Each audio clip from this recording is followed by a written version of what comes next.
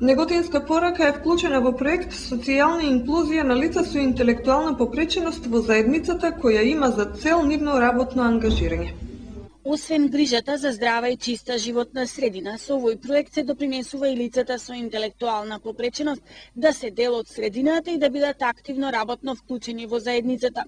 За тоа како дојде до реализација на еден ваков проект во Неготино ни говореше Валентина Тасева. До овој проект идејата произлезе од БИМ, кој што е иницијатор за сето ова. Тоа е институт Лудвиг Болцман институт за човекови права, кој што направи избор на 8 општини во Република Македонија, меѓу кои што се најде и општина Неготино, во потписен избор, кој што ги промовира човековите права и работеа на изработка на стратегија за социјално вклучување, социјална заштита и намалување на сиромаштијата во општините.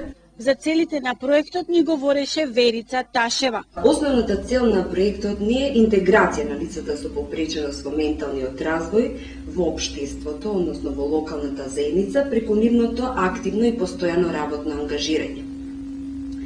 Постојат специфични цели на кои што работиме, веќе се започнати во текот на проектот, значи тоа е обуката на нашите корисници. Во проектот се наведени 10 лица со попреченост во менталниот развој, меѓутоа интересот е многу поголем во однос на тоа, кои ќе бидат обучени за собирање на пластика и хартија и нивно ставање во посебни контейнери кои што се изработени со ознака од нашата организација и донорите.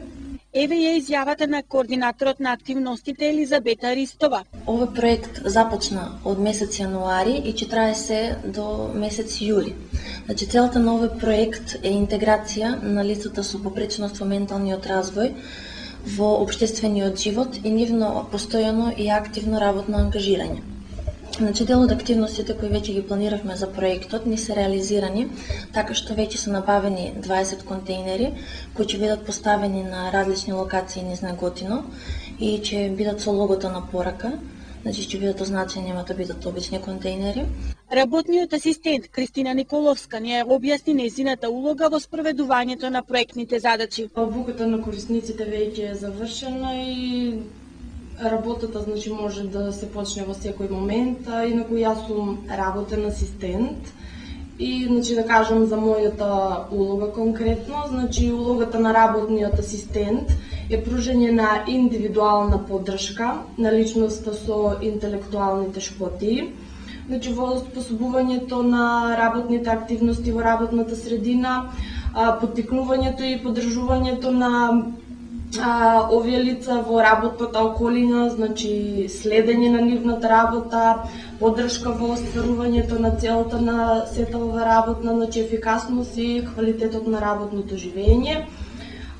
Исто така, значи, настојувавме и ќе настојуваме, значи, поддршката на работниот асистент со текот на времето, значи, да се намали, но кај некои, значи, може би ќе се појави потреба, значи, потполно да се укине, значи тие со својата работа да продолжат, значи, самостојно да се извршуваат.